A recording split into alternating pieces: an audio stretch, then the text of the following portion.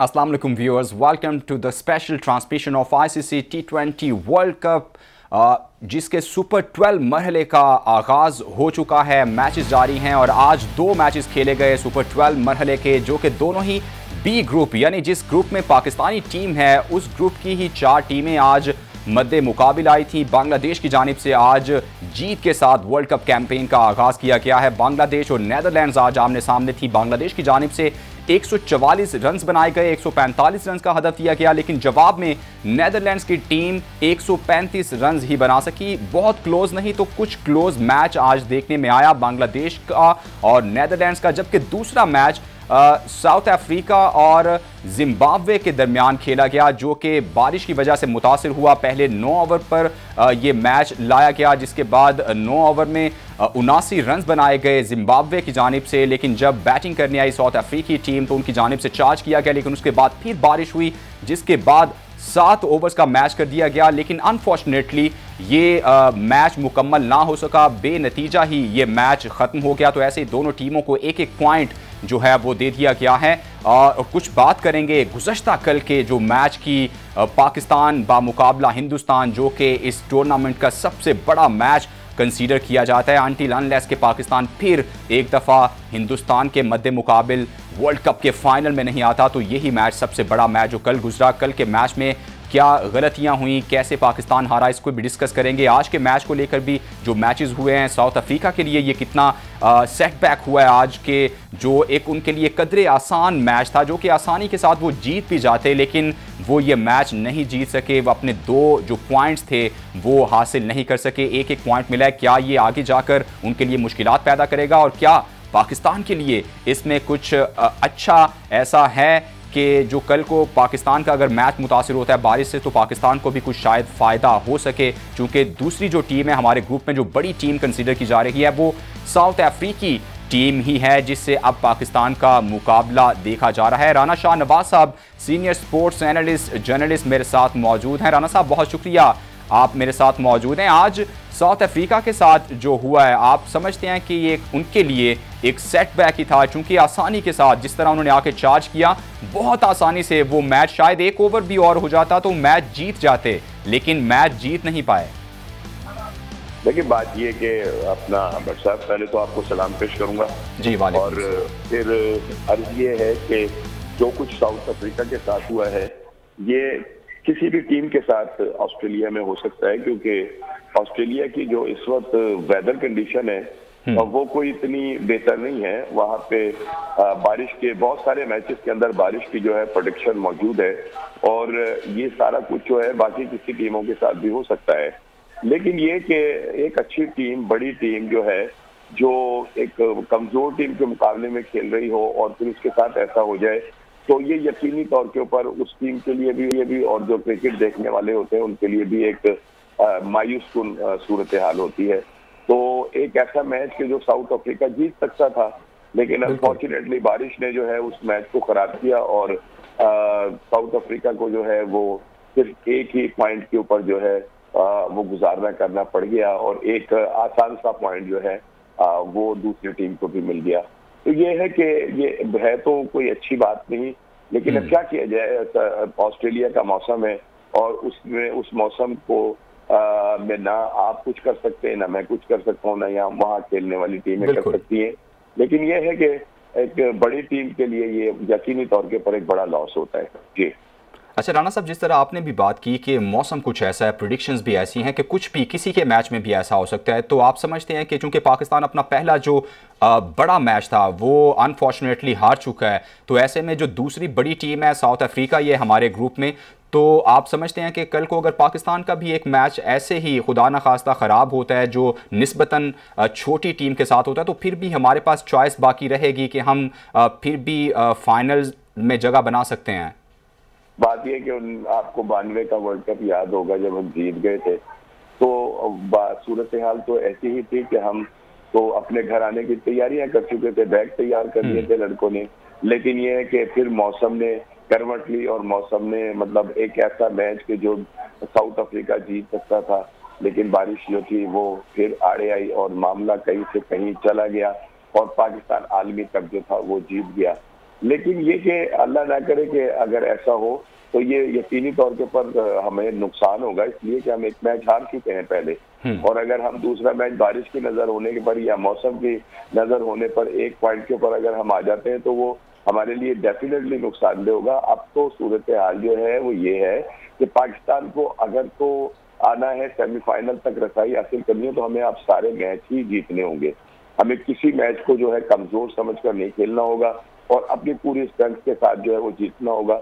कल का मैच हम हार गए, लेकिन कल क्रिकेट देखने को मिली, अच्छी क्रिकेट देखने को मिली, लेकिन ये कि अंपायर्स के कुछ फैसले जो होते हैं वो बड़े बिल्कुल राणा साहब, इस पे तफसीलन हम डिस्कस करेंगे। क्या कुछ गलतियां जो सरजद हुई मैदान में, अंपायर्स ने क्या गलतियां की, इस पे भी बात करेंगे। चौथी जो टीम है पाकिस्तानी ग्रुप में, बी ग्रुप में, वो बांग्लादेश है, उसकी अभी तक कोई बात ही नहीं कर रहा।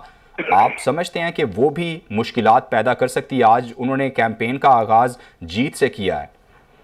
देखिए जी, बिल्कुल बांग्लादेश को मैं तो एक बात कहता हूँ बट साहब, और वो ये है कि ये जो मुकाबले होते हैं ना, जो खेल होते हैं या किसी भी तरह का कोई मुकाबला हो, उसमें अपने अपोनेंट को कभी भी कमजोर नहीं समझना चाहिए।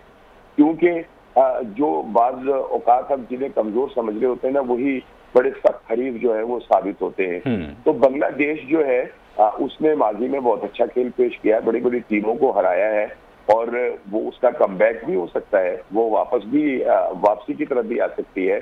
और आज जो उन्होंने आयरलैंड को हराया है, तो आयरलैंड की कारकर्दगी भी बहुत, नीदरलैंड को हराया है। तो अब अगर हम गुज़िश्ता मैचों में देखें तो हॉलैंड की जो कारकर्दगी थी वो बहुत उम्दा रही है, लेकिन आज वो चारों शाने चित हो गए अपना बांग्लादेश के हाथ सामने। तो बांग्लादेश जो है वो उसको हमें इस तरह बिल्कुल मतलब कोई तरने वाला नहीं समझना चाहिए, बल्कि उसमें भी बहुत अच्छे अच्छे खिलाड़ी हैं। और अगर उनमें से कोई एक दो भी, मैं असल में ये जो होती है T20, इसमें होता ये है कि ये एक दो ओवर अच्छे और एक बहुत अच्छी सी पार्टनरशिप है, वो मैच को कहीं से कहीं ले जाती है। सो ये है कि आपके सामने बहुत सारी इसकी मिसालें मौजूद हैं कि कल 100 रन की पार्टनरशिप जो थी वो भारत को मैच जितवाने में कामयाब हो गई। तो बांग्लादेश को हमें इतना आसान नहीं लेना चाहिए जितना हम शायद सोच रहे हैं कि बांग्लादेश जो है वो उसकी क्रिकेट खत्म हो गई। ऐसा नहीं है। आज उन्होंने अपनी एक अच्छी टीम को हराया है और मजीद आगे चलकर अगर उन्होंने एक दो मैच और जीत लिए तो ये बड़ा दिलचस्प जो है सूरत हाल पैदा हो सकती है। जी अच्छा राणा साहब, जिस तरह आप कह रहे हैं कि हॉलैंड भी मुसलसल अच्छी क्रिकेट खेलती हुई आ रही है, तो आप समझते हैं कि जो एक्सपीरियंस होता है वो समहाउ वो कहीं ना कहीं आपको फ़ायदा पहुंचाता है? तो वही एक्सपीरियंस का ही आज फ़र्क था कि बांग्लादेशी टीम उन पे हावी दिखाई दी और आज मैच जीत गई। देखिए बिल्कुल ऐसा ही है, जो तजर्बा होता है उसका कोई नेमुल बदल नहीं है, ठीक है ना। वलवले जोश और जो है ना हिजान वो अपनी जगह होता है, लेकिन एक्सपीरियंस जो होता है ना वो कहीं ना कहीं आकर जरूर काउंट करता है। और ये एक्सपीरियंस ही था कि जो आज बांग्लादेश जो थी जिसने मैच जीता है, ये बिल्कुल ठीक है कि जो उनकी दूसरी टीम थी नीदरलैंड, उनको हम कह सकते हैं कि वो बड़े जज्बे के साथ खेल रहे हैं, क्योंकि उन्होंने आलमी कप की जो है 12th की जो वो जो एक है कैंपेन, उसके अंदर वो शामिल हुए हैं वो, और ऐसे तो नहीं शामिल हुए, उन्होंने मैच भी जीता है। सो ये है कि वो अगर जज्बे से खेले हैं तो जो उनके ओपोनेंट थे बांग्लादेशी वो अकल से खेले और उन्होंने अपने तजर्बे का यकीनी तौर के ऊपर फायदा होता है। और तजर्बा जो है उसको एक साइड में नहीं रखा जा सकता। आपके जोश वलवले अपनी जगह होते हैं, लेकिन एक्सपीरियंस जो है वो एक्सपीरियंस होता है। जी अच्छा राणा साहब, इससे पहले कि हम कल के मैच के हवाले से बात करें, न्यूजीलैंड ने जिस तरह कैंपेन का आगाज़ किया है, चूँकि अगर ग्रुप ए की बात करें तो ऐसा लग रहा था, जो बातें भी हो रही थी, चहमगोइयाँ हो रही थी कि ऑस्ट्रेलिया और इंग्लैंड जो हैं वो बहुत मजबूत साइड T20 नज़र आ रही हैं। लेकिन जिस तरह से आउट क्लास किया पहले ही मैच में न्यूजीलैंड ने ऑस्ट्रेलिया को उनके होम ग्राउंड पर, तो वो तो उन्होंने बता दिया है कि हम भी खेलने आए हुए हैं और हम फाइनल्स में जगह बनाने आए हैं। बात यह कि न्यूजीलैंड को हम किसी तौर पे कमजोर नहीं समझ सकते। अगर वो पाकिस्तान से ट्राई-एंगुलर हार गए तो इसका मतलब ये नहीं है कि वो एक कमजोर टीम है। लेकिन ऑस्ट्रेलिया का जो है, ऑस्ट्रेलिया में हारना, अपने ग्राउंड में हारना, अपने क्राउड के सामने हारना जो है, ये यकीनी तौर के ऊपर मैं इसको ना एक अपसेट कहूंगा, इसलिए कि ऑस्ट्रेलियन टीम जो है उसको बड़ा मतलब फेवरेट्स के अंदर उसको शुमार किया जा रहा था। जैसे अभी आपने फरमाया कि इंग्लैंड और ऑस्ट्रेलिया ये दो नाम हैं जिनको लिया जा रहा है कि शायद वो ये टूर्नामेंट जीत जाए। हालांकि ऐसा नहीं होगा, आप देखेंगे कि टूर्नामेंट का फाइनल कौन खेल रहा होगा। लेकिन ये कि ऑस्ट्रेलियन टीम जो थी उसको, अच्छा मैं एक छोटी सी बात करूंगा, आपकी भी, मैं आपकी क्रिकेट नॉलेज को भी बहुत पसंद करता हूँ। आप बहुत अच्छा, बहुत उम्दा देख रहे होते हैं क्रिकेट को, समझ रहे होते हैं। शायद मेरी इस बात से आप इत्तेफाक करें कि अगर हम ऑस्ट्रेलियन टीम को देखते हैं ना, तो ऑस्ट्रेलियन टीम उस मैच के अंदर ना कुछ ऑफ कलर सी रही है। और बिलखुसूस जब 200 रन हो गए हैं, और इसमें 200 रन के अंदर जो है ना, सबसे अहम बात जो है वो ये है कि न्यूजीलैंड के बल्लेबाजों ने ऑस्ट्रेलियन बॉलर को अपने ऊपर हावी नहीं होने दिया। बिल्कुल, उन्होंने किसी लगे भी उनको ये चांस नहीं दिया कि वो उनके बॉलर, उनके बैट्समैन के ऊपर जो थे वो हावी हो जाते। उन्होंने उनके ऊपर खुला खेला है। अगर एक एंड से गेंद रोकी जा रही है तो दूसरे एंड से चौके छक्के नजर आ रहे थे।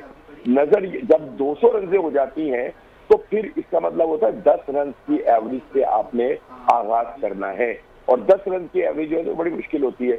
मैं जो बात कर रहा था, ऑस्ट्रेलिया ना अब उसके प्लेयर बड़े बल्कि लग रहे थे, बड़े मोटे मोटे से हो गए, और उनका जो फिटनेस लेवल है वो उस तरह का नहीं था जैसा कि न्यूजीलैंड का था। न्यूजीलैंड ने कमाल कर दिया था अपना फील्डिंग में भी, और बहुत सारे 3-4 कैच उन्होंने बड़े उम्दा लिए। लिहाजा ये कि जो एक तवक्कुआत होती की जा रही थी ना ऑस्ट्रेलिया से, वो उसमें खेल के दोनों शोबों के अंदर जो थे वो बिल्कुल पीछे नजर आए। बॉलिंग भी उन्होंने अच्छी नहीं की। जब उनके ऊपर अटैक होना शुरू हुआ तो ऑस्ट्रेलियन बॉलर जो थे उनके हाथ पैर फूल गए थे और उन्हें समझ नहीं आ रही थी गेंद कहाँ करें। और फिर जब बैटिंग में आए हैं तो पैदर पे जब आउट होना शुरू हुए, विकेटें गिरना शुरू हुई हैं, तो उसके बाद फिर वो चिरागों में रोशनी न रही, और नतीजा वो हुआ कि जिसको हम ये कह सकते हैं कि जो आगाज था वो ही बड़ा हौलनाक किस्म का साबित हुआ। और एक ऐसी टीम के जिसको सब यही राणा साहब, मेरे ख्याल से जिस तरह से आगाज किया न्यूजीलैंड साइड ने, जिस तरह से बैटिंग डिस्ट्रक्टिव बैटिंग की गई, जो एलन थे उनके ओपनर थे, 16 गेंदों पे 42 रन बना दिए। आई थिंक के वहीं से ही वो उनका पलड़ा भारी हो गया था मैच में। यकीनी तौर के ऊपर उनके जो टॉप ऑर्डर है वो सारे ही बहुत अच्छा खेले, और इसमें कोई शक नहीं कि एलन की जो इनिंग थी वो मैच विनिंग इनिंग थी, कि उन्होंने बिल्कुल भी एक एंड को ना संभाल कर रखा, और उस एंड से ही स्कोर हो रहे थे। वो जो हिट मारते थे वो बहुत मुश्किल से रुक रही थी, वो चौके की तरफ चली जाती थी या छक्के की तरफ चली जाती थी।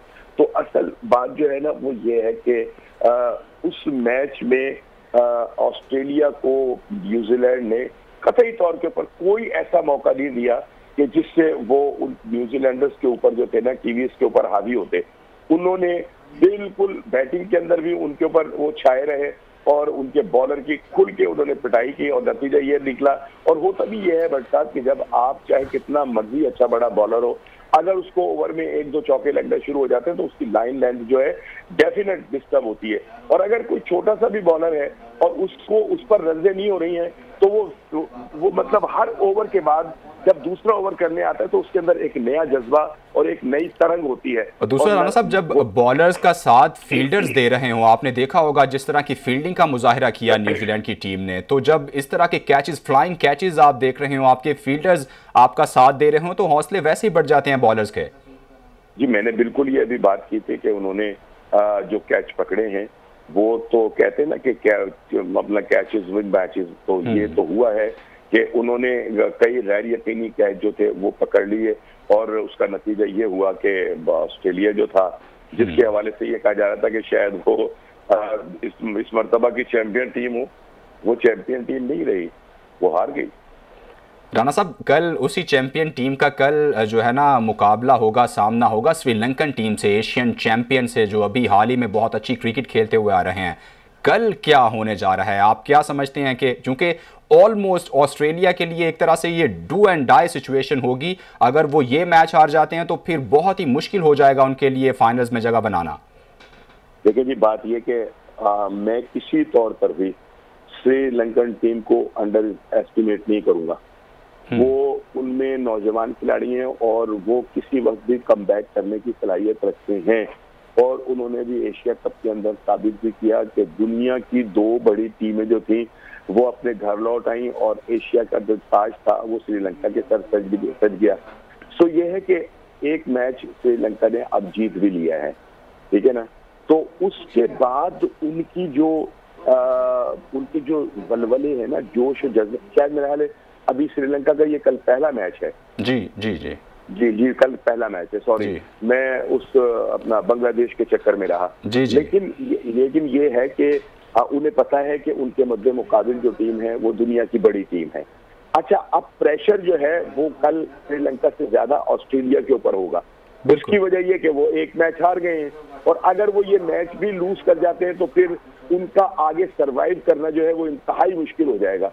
फिर उन्हें किसी से हारना भी नहीं है और अपने रन रेट को जो है वो भी मेंटेन करके रखना होगा। तो ये है कि कल का मैच बड़ा अच्छा होगा अगर बारिश ना हुई, और मैं पूरी उम्मीद हूँ, मुझे पता नहीं क्यों लग रहा है कि ये मैच जो है ये बड़ा क्लोज आएगा और श्रीलंका जो है वो अपसेट कर भी सकती है ऑस्ट्रेलिया को। और राणा साहब क्या देख रहे हैं, चूंकि पेस अटैक की अगर बात करें तो ऑस्ट्रेलिया तो one of the best pace attack रखती है, तो क्या कल जो स्पिनर्स हैं, जो फिंगर स्पिनर हैं, जो उनके लेग स्पिनर हैं, क्या वो मुश्किल में डालेंगे ऑस्ट्रेलियन टीम को? मैं यही कहने लगा था कि जो श्रीलंकन स्पिनर्स हैं अब वो बहुत अच्छी बॉलिंग कर रहे हैं और खासे मुश्किल है, और ऑस्ट्रेलियन जो है वो पेस को बहुत अच्छा खेलते हैं। उनके सामने जितना मर्जी तेज बॉलर आप लगा लें, वो चूंकि उनकी आदत होती है तेज विकेटों पे खेलने की और उनके अपने पास भी बड़े तेज बॉलर हैं, तो वो आदतन जो है वो पेसर्स को बहुत अच्छा खेलते हैं। लेकिन अगर स्पिनर उनके सामने होते हैं तो फिर वो स्पिनर्स के ऊपर फंसते भी हैं। हालांकि ऑस्ट्रेलिया ने भी दुनिया क्रिकेट के बड़े जबरदस्त शेन वॉर्न जैसे, मैकगिल जैसे और पता नहीं कितने लोग हैं कि जिनको उन्होंने प्रोड्यूस किया, लेकिन इसके बावजूद श्रीलंका ने जितनी फतूहात समेटी हैं, उनके वर्ल्ड कप की आप कारकर्दगी को देख लें, वो उसमें 50 ओवर भी और उसमें T20 भी, उनको हमेशा मैच जो है उनके बॉलर्स ने जिताया और बॉलर्स ने स्पेशली। राणा साहब आप क्या देख रहे हैं, ऑस्ट्रेलियन विकेट्स पर कितने मौसर साबित होंगे श्रीलंकन स्पिनर्स? देखिए जी, अब तक जो हमने देखा है ऑस्ट्रेलियन विकेटों के ऊपर गेंद जहां स्विंग हुआ है, जहां बाउंस मिला है, वहां स्पिनर्स को भी पूरी जिसको कहना चाहिए कि सहूलत मिली है और बॉल जो है टर्न भी हुआ है, ठीक है ना। ठीक है। तो अब अगर उन विकेटों के ऊपर बॉल जरा सा भी घूम रहा है तो उसका सारा फायदा जो है वो श्रीलंकन बॉलर्स जो हैं वो उनको जाएगा और वो इसका फायदा डेफिनेट जो है वो उठाएंगे पूरी तरह से। तो ये है कि अब देखना ये है कि अगर कल मौसम कोई गड़बड़ नहीं करेगा। ठीक है राणा साहब, आप हमारे साथ ही मौजूद रहिएगा। साबिक सिलेक्टर पीसीबी मोहम्मद इलियास साहब हमारे साथ मौजूद हैं, उनसे बात करेंगे। बहुत शुक्रिया इलियास साहब, आपने वक्त दिया। कल के मैच को लेकर, गुज़श्ता कल जो मैच हुआ उसमें कंट्रोवर्सीज जो हुई हैं वो भी आपने देखी होंगी। सबसे पहले मैं स्ट्रेट फॉरवर्डली आपसे ये सवाल करना चाहूंगा, नो बॉल की जो कंट्रोवर्सी हुई है, आप इसको कैसे देख रहे हैं? देखिए जी, ये तो बहुत बड़ा सवालिया निशान है कि मुझे ये समझ नहीं लगी कि देखिए, अगर आप नजदीक से देखें टीवी पे तो जो शॉर्ट लेग पे अंपायर है बेसिकली वो इशारा करता है नो बॉल का। ये जो बीमर की बात आप कर रहे हैं, जो सिक्का लगा है, तो अब वो तो अपनी जगह से ही। उसके बाद जब छक्का लगा आप देखें तो अंपायर ने उस वक्त नो बॉल दिया है। It was in every sense of the word it was late. और दूसरी बात जो ये है कि मुझे ये समझ नहीं लगी, maybe I am wrong, कि जी के इन्होंने व्यू क्यों नहीं लिया अंपायरों ने। इफ दे आर डाउट था तो व्यू क्यों नहीं लिया। और तीसरी बात ये है कि बाबर आजम को चाहिए था, he should have been stood up on his, ताकि से लड़ता इनसे और अब खुद इशारा कर देता कि वो तो इलियास साहब उन्होंने काफी प्रोटेस्ट किया है, वो लेग अंपायर के पास भी गए हैं लेकिन उनकी सुनवाई नहीं हो सकी। देखो वो तो क्या शॉर्ट लेग अंपायर ने तो मूव भी नहीं किया, हिला ही नहीं, उसका कोई उंगल तक नहीं ली, बाजू तो दूर की बात है। ये मेरा ख्याल है कि पाकिस्तान के लिए बड़ी ज्यादती हुई है पाकिस्तान के साथ। और दूसरी बात जो एक और जो मैंने अभी तक किसी से ये बात कहते नहीं सुना कि जब टॉस हुआ था तो आप देखें कि टॉस जब हुआ है वो राउंड वो जो मार्किंग लगी होती उस पर नहीं गिरा, काफी आगे गिरा है। तो वो जो अंपायर रेफरी था थर्ड अंपायर हुआ में भी, वो वहां जाके उसने इशारा इंडिया की तरफ के ये टॉस जीते हैं। And Babar Azam didn't even try to look, इतने डिस्टेंस से आपको पता नहीं चल सकता कि जी टॉस कौन जीता है। ये भी देयर इज अनदर रीजन, आम सरप्राइज के क्या हो रहा था। अगर आप दोबारा देखें जी, ये भी कंट्रोवर्सी आ रही है कि उन्होंने ऐसा महसूस हो रहा था कि जानबूझकर अपने कॉइन को जो है ना दूर फेंका है, तो इस पर भी बात हो रही है मीडिया में। मैं हो सकता है मैंने ये जो सॉरी करें बात जी आप बोलिए इलियास साहब। मैं ये कह रहा हूँ कि किसी ने इशारा नहीं, लेकिन वो तो ठीक है बात, लेकिन बाबर आजम को वहां वॉक करके देखना चाहिए था। He should have looked at it. तो ये भी तो एक चीज है। मुझे नहीं इल्म कि ये क्या सिचुएशन, क्या वो नर्वस थे या घबरा हुए थे या क्या उसकी सोच क्या थी कि वो सोच में डूबा हुआ था कि हमने टॉस जीत के क्या करना है या नहीं करना। तो ये सवालिया निशान भी है। तीसरी बात यह है कि मुझे अफरीदी फिट बिल्कुल नजर नहीं आया। उसको मुझे नहीं समझ लगी कि किस रीजन से उसको डाला गया। अगर आप देखो उसने अपना रन अप भी कम कर लिया था। तो ये बातें तो सोचने वाली है कि ये रीजन क्या बिहाइंड है, वहां की मैनेजमेंट ने क्या किया है, क्या वजह क्या है। अच्छा, आपको क्या लग रहा है, चूंकि वो 3 महीने बाद ऑलमोस्ट जो है वो इंटरनेशनल क्रिकेट में वापस आ रहे थे और इंजरी को वो रिकवर करते हुए आ रहे थे, आप क्या समझते हैं एक प्रेशर गेम थी, 3 महीने का गैप था, तो क्या गैप प्रेशर की वजह से ऐसा हुआ या फिर वो अभी 100% फिट ही नहीं हो सके होंगे तो उन्हें मैच खिला दिया गया है? जो भी हुआ ही वाज नॉट 100%, मेरा जो ख्याल है he was not fully fit. देखें फाइटर, वो बहुत बड़ा फाइटर है। मेरा ख्याल है कि उसने ट्राई किया, लेकिन इतने बड़े मैच में और इस किस्म की विकेट पे तो वो हशर कर देता अगर वो फुली फिट होता। क्योंकि मैं तो बहुत क्रिकेट खेला हूँ ऑस्ट्रेलिया में, लेकिन बात सारी ये है कि अंपायरी जो हुई है एंड ऑफ द डे, हमारे मेरे ख्याल के 3 ओवर रहते थे, 48 रन दरकार थे इंडिया को, if I can remember clearly, if I am not wrong. तो we didn't bowl even well. हम किस प्रेशर में आ गए, वाइड बॉल कर रहे हैं, बाहर फेंक रहे हैं, बल्ले के ऊपर बैट दे रहे हैं, बॉलिंग शॉट। मेरी समझ से ये बात है, I don't know what was the reason behind it. Maybe they were घबराहट से यहाँ ये सोच लिया था कि पाकिस्तान मैच जीत गया है, 90% मैच जीत लिया हुआ है। तो मेरा ख्याल है कि हमारी तरफ से भी बहुत लैकिंग हुई है। इलियास साहब, कहाँ आप ख़राबी पाकिस्तानी बॉलिंग इनिंग्स की अगर बात करें तो कहाँ पे आप देख रहे हैं कि कोई फ़ैसला गलत हुआ हो या किस वजह से पाकिस्तान वो, एक तो apart from this controversy of no ball, आप और क्या क्या ख़राबियाँ देख रहे हैं कि पाकिस्तान के एंड पे क्या गलती हुई है? मेरा ख्याल है कि एक आपके पास वो क्या नाम है लड़का, इफ्तिखार भी अच्छी गेंद कर रहा है, ऑस्ट्रेलियन वर्कर पर जैसे वो गेंद करता है, उसका गेंद बाइट से भी आना था और थोड़ा सा स्पिन भी होना था। तो मेरा ख्याल है कि we should have tried 1 or 2 over in between running. तो मेरा ख्याल है ये भी सोच की गलती। देखिए बात सारी है कि luck didn't we fielded well. हमने बैटिंग बहुत, दोनों इफ्तिखार ने और शान ने आउट क्लास बैटिंग की है बिल्कुल। क्योंकि ऑस्ट्रेलिया की विकेट जो थी, मेलबोर्न की विकेट जो थी, उसमें ड्यू था दोनों ओपनिंग बैट्समैनों को, अर्ली बैट्समैनों को प्रॉब्लम हुई है, वो होनी थी बारिश की वजह से।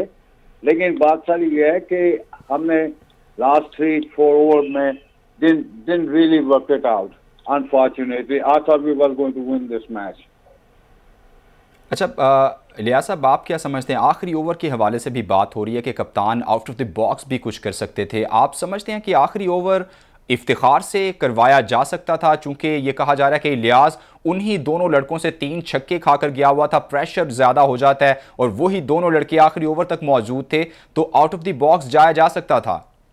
बिल्कुल कराया, देखें बिल्कुल कराया जा सकता। देखिए जब आपके ऊपर किसी वक्त प्रेशर पड़ जाता है अनफॉर्चुनेटली, तो आप चीज़ें भूल जाते हैं।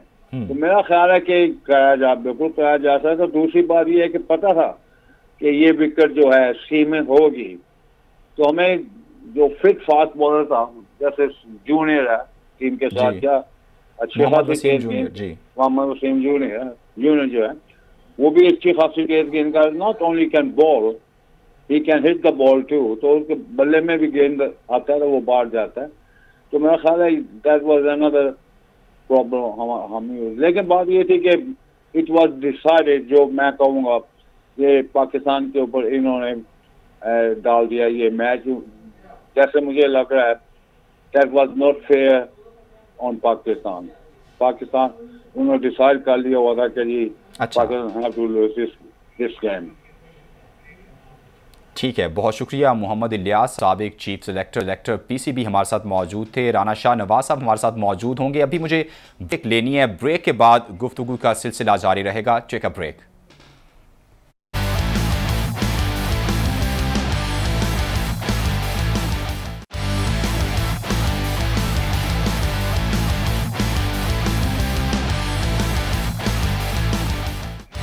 Welcome back to the special transmission of ICC T20 World Cup 2022। आज बात कर रहे हैं हम सुपर 12 मरहले की, और कल जो मैच हुआ उस हवाले से अब मैं बात करना चाहूँगा। राना शाह नवाज ही मेरे साथ मौजूद हैं। राना साहब, कल जो कंट्रोवर्सी तो जो हुई उस पे हम बात करेंगे, लेकिन आप क्या देख रहे हैं? बिल्कुल जीता हुआ मैच, आसानी से ऐसा लग रहा था कि मैच हमारे हाथ में। आखिरी 3 ओवर्स पे 48 रन दरकार थे। गो कि उनके दोनों ही बड़े जारहाना बल्लेबाज क्रीज पे मौजूद थे, लेकिन पाकिस्तानी बॉलर्स भी अच्छी बॉलिंग करते हुए आ रहे थे। क्या हुआ, कहां गलती हुई? देखिए जी, बात ये कि पहले तो मैं यकीनी तौर के ऊपर ना विराट की तारीफ करूंगा। उसने बड़ी कैलकुलेटेड इनिंग खेली है, और उसको कल फुटबॉल नजर आ रहा था। वो जो हम क्रिकेट की इस तरह में बात करते हैं ना कि किसी बॉलर को, किसी बैट्समैन को ना गेंद जो है वो फुटबॉल नजर आना शुरू हो जाता है, तो विराट को कल बॉल जो था वो फुटबॉल नजर आ रहा था। दूसरी बात यह है कि कल के मैच में भारत के खिलाफ पाकिस्तान की जो कप्तानी थी वो इंतहाई मायूस कुन कप्तानी थी। उन्हें कप्तान को कई फैसले करते हुए जो था सोचना चाहिए था कि वो क्या कर रहे हैं। स्पेशली जो आखिरी ओवर था नवाज का, वो कराने का कुछ ही नहीं बनता था, ठीक है ना। उनको चाहिए था कि नवाज को वो पहले ओवर करवा देते, ठीक है। राना साहब, जब ये सवाल उनसे पूछा गया पोस्ट मैच, जब वो प्रेस कॉन्फ्रेंस कर रहे थे, तो उन्होंने कहा कि वो यही इंतजार कर रहे थे कि कोई विकेट हमारा पेसर ले ले, तो उसके बाद ये ओवर जो है ना आजमाया जाए। बस उन्होंने इंतजार किया और मैच हाथ से निकल गया। ये विकेट लेने वाली सोच तो थी, वो तो बहुत बात की थी। इससे पहले जब वो ओवर करा रहे थे तो उनको उनके ओवर करवा देने चाहिए थे।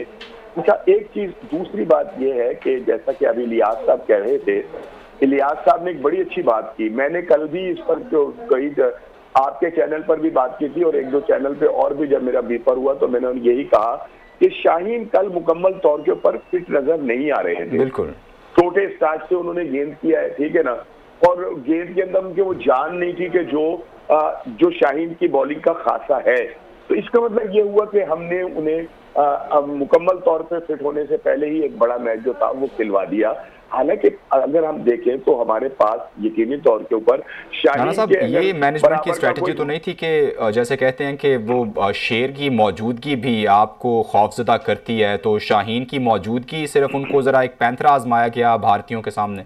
नहीं, ये तो अगर होता आमिर के लिए होता ना कि आमिर टीम में होता और आमिर को ना खिलाया जाता, तो फिर तो शेर का डर था। क्योंकि जिस तरह आमिर ने भारतीय बल्लेबाजों को आगे लगाया ना, पाकिस्तान के किसी बॉलर ने नहीं लगाया। तो भारतीयों के सामने तो अगर कोई शेर है ना तो वो हमारा आमिर है। और अब उन्होंने शायद इस बात का इजहार किया है कि वो दोबारा से T20 खेलने के लिए रजामंद है। हालांकि उनको इस तरह की बातें जो थी वो वर्ल्ड कप से पहले ही कर देनी चाहिए थी। खैर, थोड़े डजंट मैटर, ये एक अलग बात है कि हुआ क्या है और क्या नहीं हुआ। तो कल की जो सूरत हाल थी उसमें शाहीन मुकम्मल फिट नजर नहीं आ रहे थे, और ये देखा भी आपने कि वो अपने पूरे रनअप से उन्होंने बॉलिंग नहीं की। बिल्कुल। इसके बाद एक और जो सबसे अहम चीज है वो ये है कि हमारी बदकिस्मती ये चल रही है कि जब हमारे मिडिल ऑर्डर कुछ करना शुरू होते हैं तो हमारे टॉप ऑर्डर खत्म हो जाते हैं। जब टॉप ऑर्डर कुछ करते हैं तो मिडिल ऑर्डर जो है वो रह जाते हैं। तो हमारी बैटिंग के अंदर कंसिस्टेंसी है वो नहीं आ रही। वो अगर आज अब देखें ना, कल हमारे दोनों ओपनर जो हैं वो जल्दी आउट हुए। सारा जो था जोर वो जो था वो मिडल ऑर्डर पे आ गया। और कल अगर थोड़ी सी हिम्मत ना करते इफ्तिखार और शान मसूद अगर अच्छी बैटिंग का मुजाहिदा ना करते तो मेरा ख्याल था कि पाकिस्तान जो है वो शायद 140 भी ना कर पाता। लेकिन ये कि उन दोनों की हिम्मत में अब आप ये देखें कि वो जो जिनको हम मुसलसल खिलाए चले जा रहे हैं, आसिफ क्या कर रहे हैं। आसिफ को आपने देखा कि उन्होंने कितनी बेतुकी हिट जो है वो मारी है, ठीक है ना। आपने हैदर को देखा कि उन्होंने मुंह उठाकर जनाब मार दी। यार ये क्या हो रहा है, इसको क्यों नहीं जो बेंच के ऊपर लोग बैठे हुए हैं वो देख रहे हैं और इनको क्यों नहीं समझा रहे कि आप ये कर क्या रहे हैं। और जो एक और बड़ी अहम चीज है ना जिसके ऊपर आप भी क्रिकेट को बहुत उम्दा समझते हैं, अगर आपको भी पता हो तो जरा बताइएगा कि जब नो बॉल के ऊपर गेंद डिलीवर हुआ और बैट्समैन बोल्ड हो गया तो गेंद तो फिर बॉल जो है वो तो डेड हो जाना चाहिए। नहीं राना साहब, इसमें जो कवानीन पे बात हुई है तफसीलन जो है, लेकिन वो इस बॉल को डेड करार नहीं दिया जा सकता। वो कह रहे हैं कि जिस तरह अगर वो चौका भी हो जाता तो वो चौका ही कंसीडर होना था, ऐसे जैसे कैच भी हो जाता है तो उसमें भी अगर आप भाग के रन्स लगा रहे हैं तो वो रन्स आपके कंसीडर किए जाते हैं, क्योंकि वो है ही फ्री हिट है, चाहे वो बॉल जहां भी लगे। वो ये ऐसी चीज नहीं है कि उसे डेड बॉल करा दिया जा सकता है। चले ये छोड़ दें अगर ऐसा है, क्योंकि मुझे इसके कानून का मालूम नहीं था, लेकिन इस पर भी बड़ी बात हो रही है कि अगर तो वो बोल्ड हो गया तो फिर इसका मतलब ये कि अब वो बॉल जो है वो डेड हो जाता है। अगर कैच पकड़ने के बाद बंदा खड़ा हो जाए तो क्या बैट्समैन वो भागेगा? ठीक है राना साहब, वक्त की कुछ किल्लत है, आपसे फिर मैं बात करेंगे। नाज़रीन, वर्ल्ड कप जो है आपका और हमारा साथ भी जारी रहेगा। अभी तक के लिए मुझे इजाज़त दीजिए। अल्लाह हाफिज़।